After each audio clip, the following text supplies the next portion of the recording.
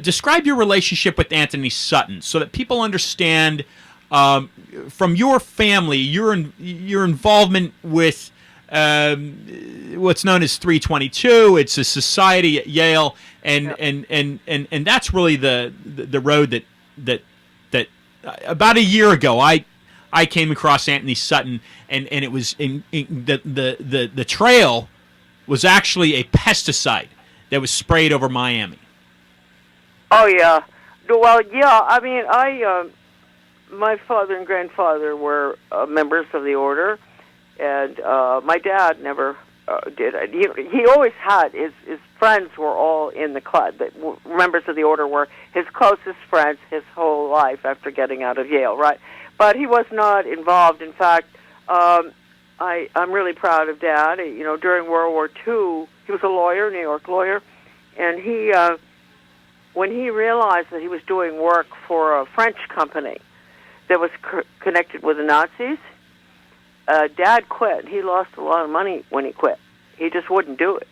And so my father was. My grandfather was. I'm sure he was involved in opening up the gold mines in South Africa, and he knew Sir A. Bailey and all the top people out there in the early, the last 1800s, 1895. And my dad was born out in South Africa, too, and lived there for 15 years, prior to prior to the beginning of World War I. Mm-hmm. And, but growing up in that family, I knew very little. Dad told me a lot more at the end, or maybe I just wasn't listening at the beginning, about their agenda, mm-hmm. but just little, incidents with people he knew that shocked me. I think he told me that one of them was, the Hemlock Society. My sister's godfather founded the Hemlock Society. I think Dad had a little bit to drink that night, and he was smoking his cigar, and I thought, what?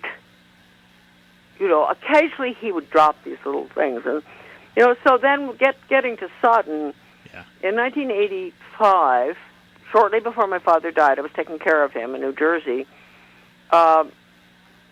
The postman came with these black catalogs that are at AmericanDeception.com. And you can just type in skull, skull, like skull and bones, sure. Skull. And you will see them, because my son, who was the one that had the two murder attacks, Sam decided finally to put them up. He just felt, we waited 15 years, and then we decided to put them up. And we don't former know U.S. Marine. Whether the retribution was due to the order or what. We really don't know, but, we don't know anything about in that area, what we've been fighting for 3 years now. We know nothing. But getting back to that day, so Postman brings me those two books. And I open it up, and what on earth are these? So I go in, and I said, Dad, okay, Dad, here's the mail. He's in bed, and he said, gee, they never did that before. And I said, what do you mean? He said, they never published books like that with a membership. And I said, I didn't pay much attention. I said, and then it was very close to I have a feeling it was almost that day that Sutton called me, because we had talked.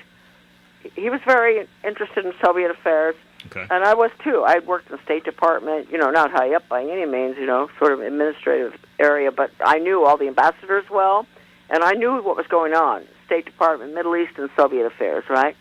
And so I was always interested in that, and had been abroad, lived all over the world working, and so I had been talking to Sutton for some reason, because he was so knowledgeable about Soviet affairs, and so he called, and he asked me, do you know anything about the order? And I said, yes. He said, you do? I said, yeah, I do. And he said, what do you know? I said, well, my dad and grandfather were members of the order. And I said, it's interesting you should ask me that today, because we just got the membership book. He said, what? And then it ultimately, he was great gentleman. He said, look, you send them to me, I'll get them back to you. And which I did, and he did return them, and he told me that, he'd taken them to Kinko's and put all the pages. I don't know how they did it because the books are still in good shape. Well, they really aren't because Sam had to cut them up, to put them on his website, but they were in very good shape when he sent them back to me, but he put the pages all over the dining room table, and he said, I just couldn't understand, who is behind this agenda that I've been writing about, which he had, Hoover Institute, all the books he wrote. Yep. He never could figure it out. He said, I now know. He said, it's so clear. And I said, wow, good. I'm glad it's been useful. And he said, very, and then I stayed a bit in touch with him, and then he passed away, and it was very sad. And I know Chris Milligan well. In fact, I wrote a chapter for Chris's book, Fleshing Out Skull and Bones. Yes.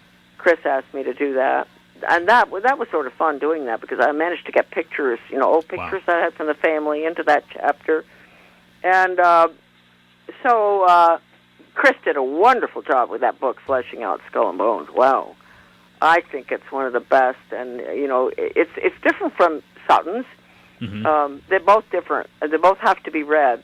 Sutton, of course, he told me that the chapter he did on the order's role in education, he felt that was the most important work he ever did. Wow.